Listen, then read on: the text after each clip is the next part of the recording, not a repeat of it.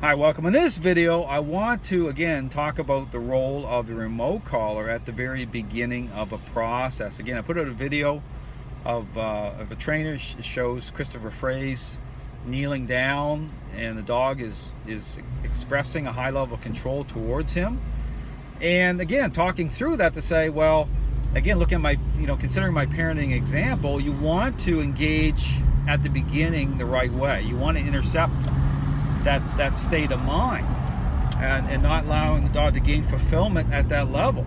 And so this is where I'll use a device like a remote collar in a specific circumstance, in particular, say in a board and train situation. So if you're a trainer and you're taking in dogs in a board and train, but again following my methodology, okay, which again lines everything up properly, but this is where again manipulating control, because again this little advice I'm going to give some people here, it's going to save you some grief and aggravation, is because what happens is when an owner brings a dog in, say for a board and train, and that dog is holding a high level of control, is the dog is going to be more agreeable with that individual still there, because thinking the dog still has a level of control through that person. But that's your opportunity, okay, as a trainer about to put the dog in a crate for a period of time initially, is you want the owner to put the remote collar on for you and put the dog in the crate for you. Because here's the thing, is once that owner leaves the scene, okay, the dog will identify you fully in that role. It'll start to really kick up, and you'll see it. If you're a trainer, you'll see it. Say, holy cow, this dog is really kicking up for me, that because that owner's left. And now you're being identified. The dog starts to identify you as fully in that role. But again, taking advantage of the owner being there on the drop-off part of it and having them put the collar on, the remote collar on for you, you're taking advantage of that opportunity. Because here's the path you want to take, is once the owner leaves, is this is where I'll hang, I'll make sure I'm right in that general area. I'll be sitting at my desk area. I'm not going to be doing like Fraze does, okay, with that dog, expressing. That's just a no-go, because you want to start to intercept, okay?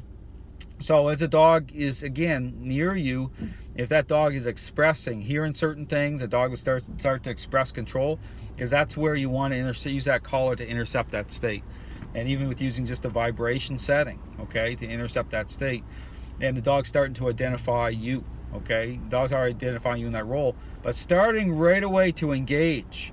Because here's the thing, that sets you up, okay, for a period of time. Now, how long I'll leave the dog in the crate depends on how much control that dog has, and you'll tell by way how much his control is manifesting. So I'm intercepting, because my goal is to start to be able to get the dog out on a leash, to be able to just do the basic things such as take the dog to the bathroom and such. So, but again, this sets it up to keep it safe, because then you're starting to already fade in the right way. You're already starting to gain a level of control. The perception of the dog's already changing, and you're doing it in a very safe way.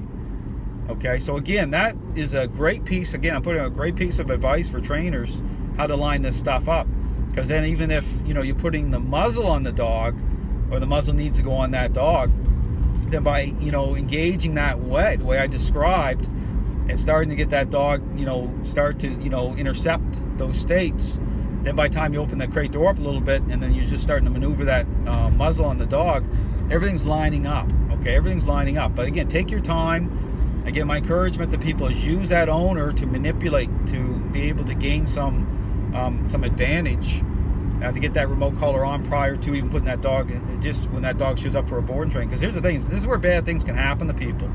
People get bitten, and then you're like, oh no, now I got to try to get this collar on the dog, and the owner's gone. I mean, write it up on the board if you have to. Step one. Just as a reminder. But again, that's some very helpful advice for trainers, because that's how I do it. Because you want to make sure you go through a sequence, but take your time. Use that collar that way, because again, I'm using it in a very specific way, and then as things start to line up, the dog gets more agreeable the right way. The perception of the dog start to change, and see all these devices come off the dog.